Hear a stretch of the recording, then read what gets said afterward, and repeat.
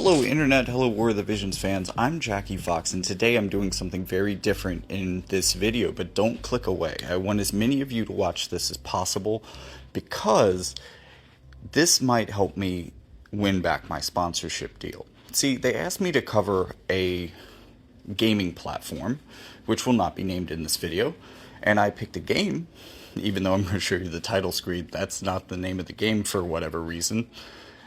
And this is basically just a Pokemon Gacha. And you're probably thinking, oh, the microtransactions must be terrible. Because other mainline Pokemon Gachas have kind of been notorious for that.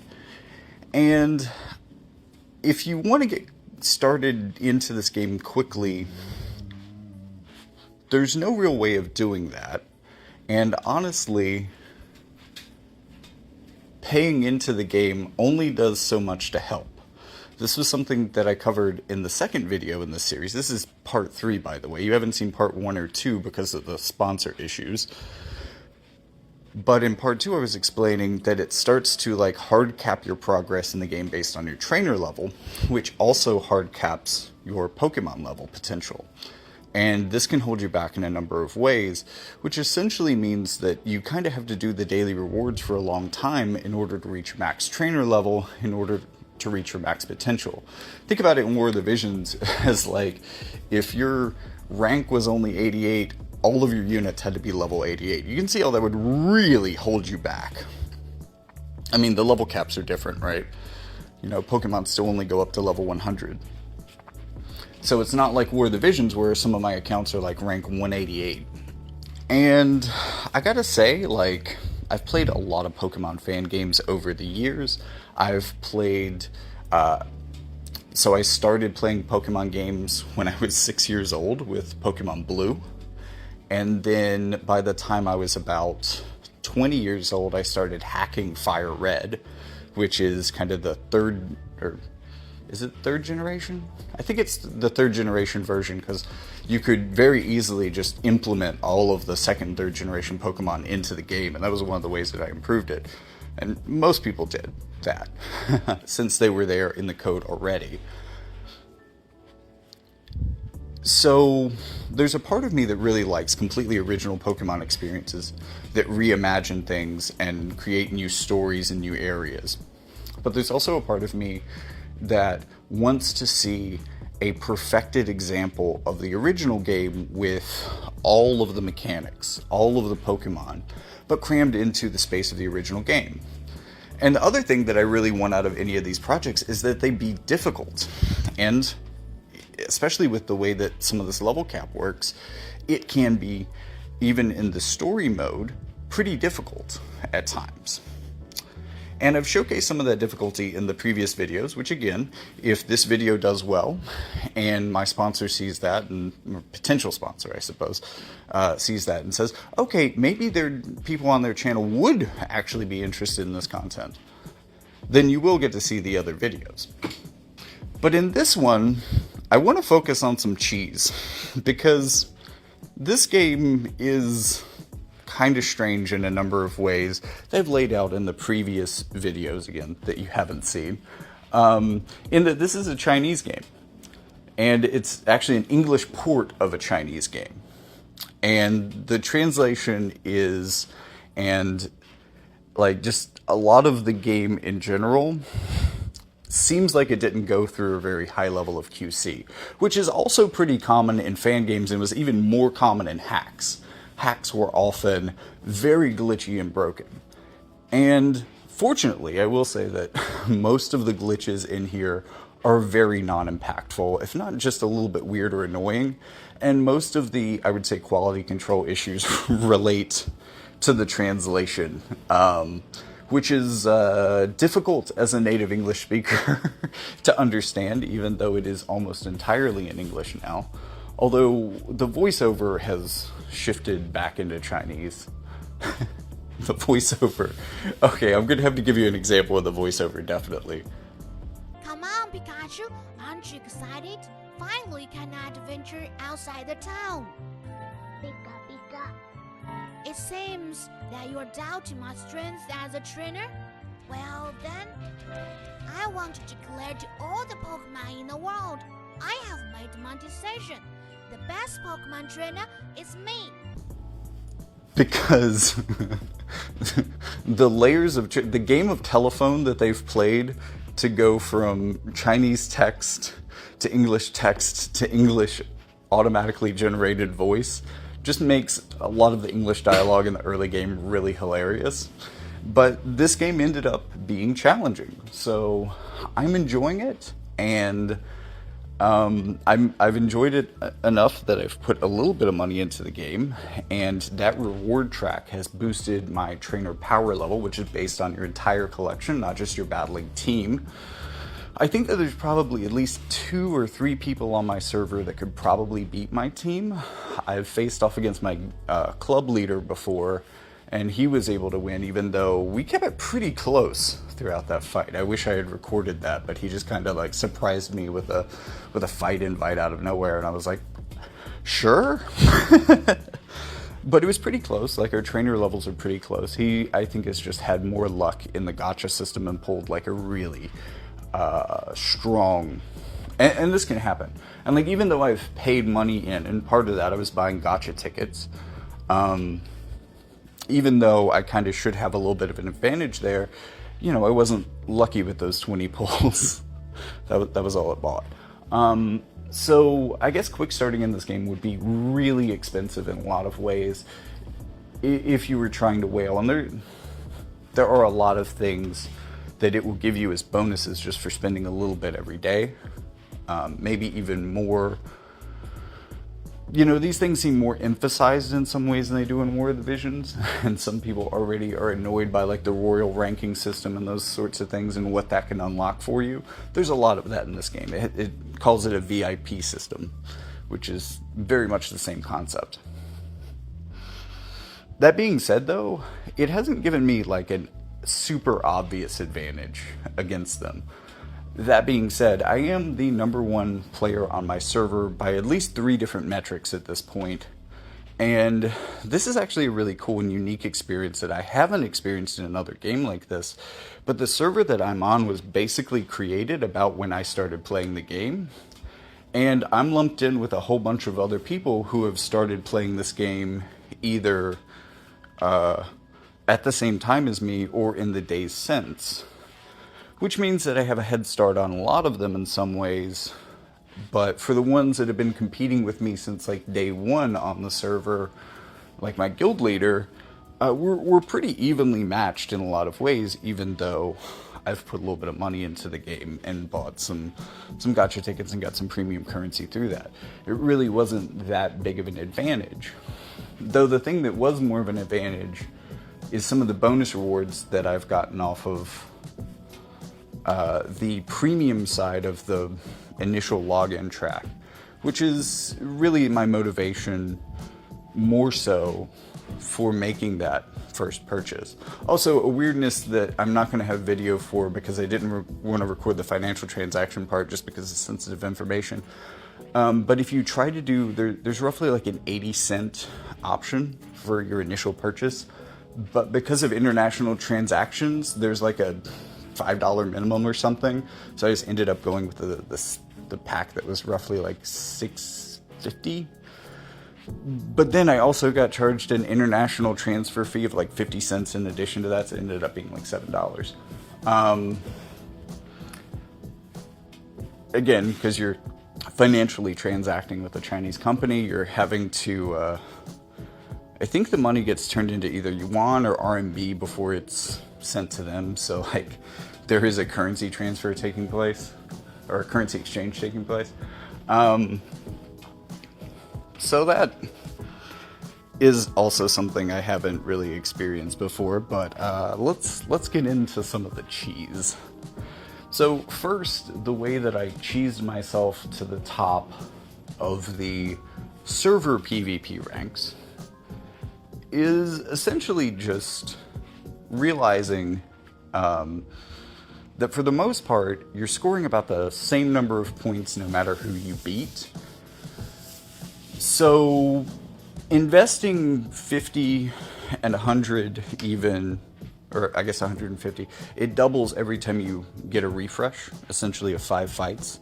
Just imagine PvP and War of the Visions, except every arena refill cost Viz, and it doubled every time you did it. As far as I can tell, the people who were ahead of me consistently in Arena were the people who weren't afraid of it from day one and just started going. So I've invested a couple extra sets of orbs, basically, into doing extra fights for a couple of days because I realized that the amount of diamonds that this requires is basically nothing compared to the daily rewards for having a high rank. You'll make that 150 back by putting yourself in first place very easily, especially if you're within spitting distance of the top ranks anyways because you've been playing consistently. And it's not that I don't think that other people might not be doing this to some degree, but the fact that I was able to keep up with them and be right behind them for so long without doing it, it just seems like a really good investment. And like there's enough free diamonds that you can easily have this per day. And again, it starts snowballing by rewarding you more diamonds than you're putting in. And if people aren't doing this at all, you really only have to invest those 150 diamonds 1 or 2 days to get yourself into first. And then you can just coast in first and keep collecting that higher reward level. So that's been helpful. And I wish I had realized that, I don't know, like a week and a half ago. I'm also at the top of the global ladder match, which is a competition between all servers. It's kind of a live PvP where you can fight other people's teams. There is also an auto system, but if you get into any fight where someone is manualing, you really need to turn off your auto and fight them, because the auto system is okay at determining your offensive potential, but it's really bad about thinking about setting up strategy, it's really bad about thinking about defense, and it's really bad at switching out when you're getting your ass kicked. So it's better on you if you're in what's roughly a fair fight, and it's hard to tell from the beginning if it's going to be a fair fight, except to say that most people around your level are basically going to have the same Pokemon as you, because they'll have just gotten the same good things off of the new player rewards. So you're basically looking to fight a mirror match. And if you go into that mirror match and they start evolving things that you haven't even had the levels to evolve yet, much less the resources or the time or attention to slow grind some of those things out, then it's a pretty good indication that they're a higher level than you. And because of that, you're just going to be fighting an uphill battle 100% of the way. I skip these fights. I lose points for it, it's fine. But also realizing that so far, when I was doing research into this company, I realized that most of the content creators that they've already reached out to are somewhere in the area of like India and Pakistan. Which, yes, can get contentious at times in the chat. Thank you for asking and realizing that there are political tensions in that region specifically. And maybe a little bit of penetration into Europe, but mainly people are speaking one of those two languages in chat most of the time, which means that they're on a very different time schedule than I am. The thing you need to realize about the PvP system in this game is they want matching times to be pretty short, like under 30 seconds, and I don't think I've ever seen a matching time go beyond 30 seconds, which is kind of an accomplishment and is in some ways often better than how War of the Visions performs.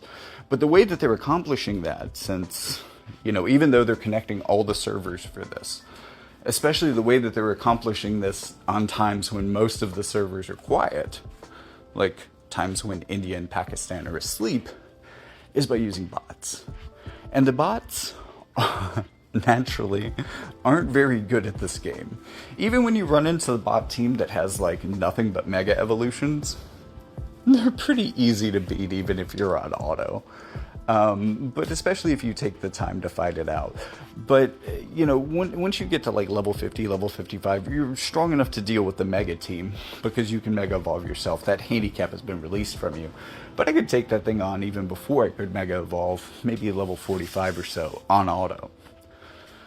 So, by playing at times when most of the user base of this game is asleep, I'm able to get the easiest matches most consistently.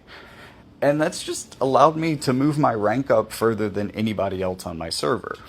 Sure, it's nothing in the grand scheme of what the global inter-server ladder ranks are. But in terms of everyone else on my server, just looking at who's the best in PvP, I have like a whole tier above a lot of them. And each tier is like 5 ranks, 25 stars in total. I think you can get up to maybe 2 or 3 for a win. So I just have like a dozen more wins than even my closest competition easily. And considering that I'm forfeiting a lot of matches here, probably even more. Because I think they will maybe go easier on you if you lose a fight that you don't forfeit. Like the forfeit rewards might be a little bit harsher. I'm not sure because it's a little inconsistent how many stars it gives you. I haven't quite figured out the scoring system or the way that works yet. But based on vibes, I've cheesed my way to the top. But also, I happen to have the highest trainer level on the server as far as I'm aware of right now. Only by a little bit over other people. I explained my strategy for leveling up quickly. I want to say it was in the second video, so I'm not going to cover that here, even though, a lot of you probably haven't seen that part yet. But the difficulty is really ramping up here to where area bosses like Gary Oak or gym leaders are sometimes actually kind of difficult. Koga specifically, I think, stalled me out because this game has a turn limit. So, especially in gym leader fights, that can get really imposing, especially when you have a team that's well set up to stall. And I think this is the reason that I lost my first fight against Koga. Toxic spikes is also an issue. So, here's my cheese strategy for Koga. Because at this point, I've probably already shown you the Sabrina fight, and it wasn't that bad. She's notorious for being the strongest gym leader in Generation 1, and I was expecting more of a fight out of her, but, honestly, there's a lot of ways of countering Psychic-type Pokemon that have been introduced since then to balance them, which means that she's actually not as challenging as she could be if you have Dark types. But speaking of a Dark type is also going to be a key to this, and it's going to be Darkrai. So here's my cheese. I think Darkrai's ability is literally broken in this game because it says that it will deduct 1/8 of a Pokemon's HP when they're asleep. But this procs twice per turn back to back in a way that I don't know how to explain. So while it says it's 1/8 of their HP, it's actually 1/4. That's a pretty big chunk. Considering the Pokemon stay asleep for 2 to 3 turns, this effect alone can KO a Pokemon that Darkrai has put to sleep. It's also a really hilarious strategy for fighting rest Pokemon like Snorlax, because, they'll stall, because the second they wake up, they're going to put themselves to sleep to heal back, and then you just have kind of a one-turn advantage on being able to chip them down slower. This also ends up being a really cool catching strategy, because it's exact amounts of HP, and you can get them really close to being low, false swipe them, and then just sleep powder or something, put them back to sleep, paralyze them, might even be better, and then they're really easy to catch. But because it's an exact amount of HP, even when you're out leveling whatever you're trying to catch, you're not going to have the chance of KOing them before you can get your false swipe Pokemon out to bring them down to 1. But against Koga, the strategy here is a little bit different. There's a lot of setup on that type of stuff, and really, this is kind of like an alternate damage over time strategy. I'm essentially trying to poison his dreams and keep him asleep so that he can't poison my body. Because, unfortunately, one of the weaknesses, I would say, strategically for Darkrai is getting poisoned before he sets us up. Because while it is a pretty reliable way to KO basically anything that he can put to sleep, or at least, at the very minimum, get them down to like a fourth of their HP, which is incredible for tank busting. Like, things that resist you well, or even things that resist dark. Like, just even normal type Pokemon, even though that Nightmare is a ghost type skill, I'm not sure if this is correct, but it still works on normal types. It feels like it shouldn't, because they're immune, and that's kind of the way that poison works, or the immunity to poison works. But nope, you can use Nightmare on a Snorlax. So Nightmare is going to reduce 1/4 of their HP every turn that they're asleep. Now you're going to be using this on the second turn that they're asleep, so you're only going to get this effect for 1 to 2 turns. This effect itself doubles the amount that Bad Dreams hits for. So now you're removing half of their HP per turn that they're asleep. The most likely scenario is they wake up on turn 3 with only 1/4 of their HP, and you have the opportunity to hit them for the rest of it. And Darkrai has a pretty decent special attack stat, so unless they're a special tank, you can probably knock them out at this point, or switch into something else that can. So I'm going to try to do this for as many Pokemon in a row as I can, while also using the Pesha Berry to make sure that I can at least tank one instance of poisoning, because that's probably going to happen a lot, and might be the thing that ends up killing him. And I'm going to try to see how many of these I can go through in a row without switching and without even taking damage, hopefully.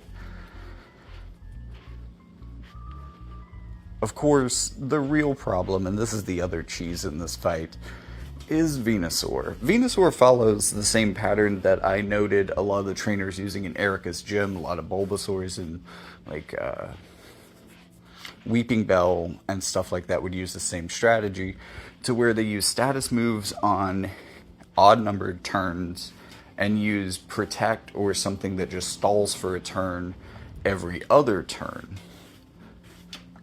Which means if you have someone who can beef themselves up, like some sort of a status up or some sort of a power upgrade that doesn't deal damage, then on their off turns, where they're expecting you to do nothing, you can be building up to do even more on your damage on turns, which is going to be every other turn.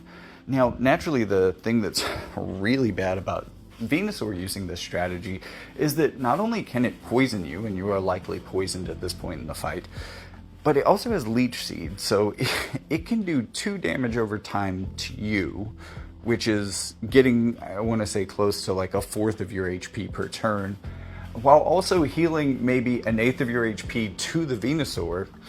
And since it's going to be protecting itself every other turn, this essentially means that it can restore like 1/4 of your HP to it, just redistribute the HP, while you basically have nothing that you can do about it.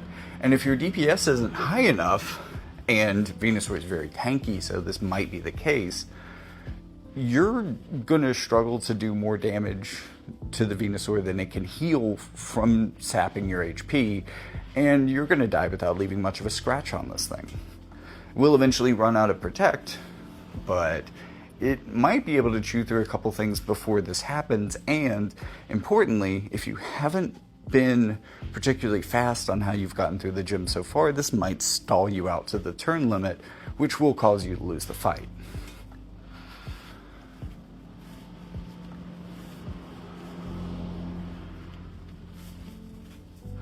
One of the things that enables this to work, other than the Pesha Berry, is just dumping a bunch of individual values into Darkray's speed. he's not slow, but he's not like top tier fast either. So he needs about as much help as you can give him in getting him to the point where he's faster than other things on the field. If he can reliably outspeed even 2/3 of a team, you've got good chances into them. Unless they know to counter that with their fastest Pokemon, and unless that one can take you out in one hit, you have a chance to just auto-murder all or most of their team.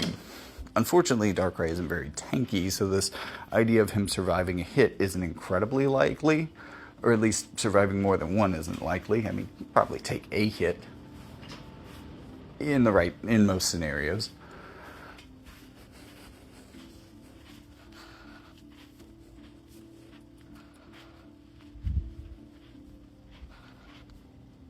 But really, the crux of the whole Darkrai strategy, if you're thinking this cheese sounds too good, what's actually kind of some stinky cheese, because there is a chance for Hypnosis to miss. And that's kind of the crux of this whole thing. Which means that if you're both slower and miss a Hypnosis, you've got to survive 2 hits before you can do your probably fatal combo. And as I just noted, while Darkrai is usually able to survive 1 hit, 2 hits might be asking a little bit much of this guy.